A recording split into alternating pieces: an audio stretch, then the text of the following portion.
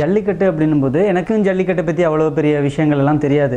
முதல் ஜல்லிக்கட்டை பற்றி தெரிஞ்சது விருமாண்டி படத்தை பார்த்து தான். அதுக்கப்புறம் நியூஸஸ், அப்புறம் பொங்கல் டைமில் வந்து எங்களுக்கு ஜல்லிக்கட்டு நடந்துச்சுன்னு சொல்லி ஒரு நியூஸ் வரும், டிவியில் காட்டுவாங்க. அந்த மாதிரி தான் எங்களுக்கும் ஜல்லிக்கட்டை பற்றி தெரியும். அப்படி தெரிஞ்சு நாங்கள் தலை நிமிர்ந்து நிற்கும் போது இப்போ பெரிய ஆப்பா அடிச்சு விட்டாங்க. ஏன்னா ஜல்லிக்கட்டை வந்து பேன் பண்ணும் அப்படின்னு சொல்லி தமிழ்நாட்டில் வந்து பிரச்சனை பண்ணிட்டு இருக்காங்க. ஜல்லிக்கட்டை பேன் பண்ணணும். நான் என்னை பொறுத்த வரைக்கும் எனக்கு தோணுனது வந்து எதனால ஜல்லிக்கட்டை பேன் பண்ணும் அப்படின்னு நான் ரிசர்ச் பண்ணி பார்த்தேன்.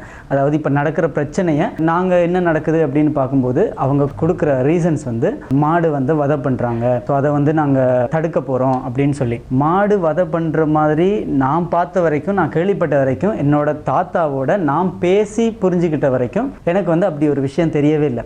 ஒரு நாள் மாட்டை வதை பண்ணுறாங்கன்னா மிச்சம் 364 நாளும் அவங்க அந்த மாட்டை தன்னை பிள்ளை மாதிரி பார்த்துக்கிறாங்க. ஸோ அந்த ஒரு நாள் வதை பண்ணுறன்ற அந்த பாயிண்ட்டை வச்சு அவங்களால வந்து பேன் பண்ணக்கூடிய அளவுக்கு ஒன்றும் இல்லை.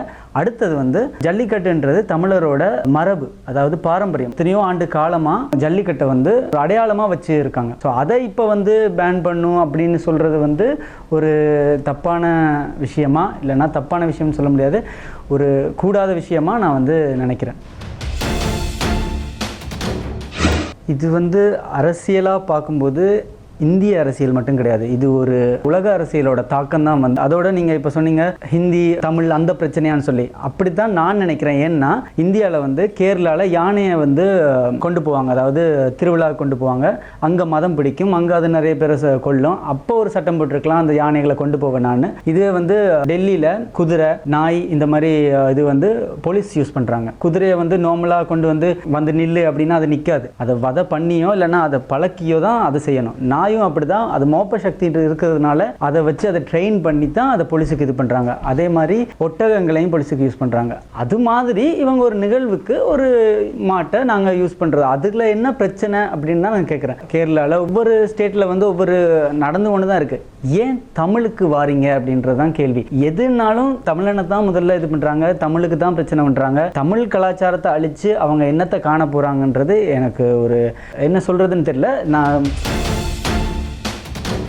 அதே பீட்டா தான் வந்து தமிழ்நாட்டில் தெரு நாய்கள் இருக்கு, நாட்டு நாய்கள்னு சொல்லுவாங்க. அந்த நாட்டு நாய்களை பிடிச்சு வைக்கக்கூடிய ஒரு இடம் ஒன்று இருந்துச்சு, மையம் ஒன்று இருந்துச்சு தமிழ்நாட்டில். அதே மையத்துக்கு மேலே பீட்டா வந்து கேஸ் போட்டுச்சு, இந்த மாதிரி அவங்க பராமரிப்பு இல்லாமல் நாய்களை வச்சிருக்காங்க அப்படின்னு சொல்லி ஒரு கேஸ் போட்டாங்க. அது கேஸை போட்டு அந்த பராமரிப்பு மையத்தை மூட வச்சுட்டாங்க. மூட வச்சுட்டு அந்த நாய்களை என்ன பண்ணாங்க அது தெரியாது. பராமரிப்பு இல்லைன்னு சொல்றவங்க அவ்வளோ பெரிய கம்பெனி, அவ்வளோ பெரிய காசு வச்சிருக்கிறவங்களா இருந்தா, டொனேட் டாக்கல் பண்றாங்களா இருந்தா, அவங்க அந்த மையத்தை தத்தெடுத்து அவங்க அந்த மையத்தை பெரிய இதாக எடுத்து அவங்க பராமரிப்பு பண்ணியிருக்கலாம். அவங்க அதை மூடி இருக்கக்கூடாது. இதுதான் வந்து அக்கறையோட பண்றது. மூடிட்டு நாங்கள் என்ன பண்ண எனக்கு தெரியல. இது நாய்க்கு 5 ரூபா பிஸ்கட் கொடுத்து அந்த நாயை பார்த்துக்கிறவனுக்கும், அவன் வளர்ந்து 5 ரூபா கொடுத்து அந்த நாயை பிஸ்கட் கொடுத்து அந்த நாயோட செல்ஃபி எடுக்கிறவங்களுக்கும், அவங்க வாழ்ந்து அவங்களோட குடும்பம் பரம்பரையாக மாட்டு கண்டுன்னு வளர்ந்து அந்த மாடு இறந்து போனால் அதுக்கு ஒரு சமாதி கட்டி அதோட வாழ்கிறவங்க வந்து எனக்கு அவங்களா பெரியவங்க இவங்களா பெரியவங்கன்னு பார்க்கும்போது எனக்கு தமிழ் ஆக்கள் தான் அப்படின்னு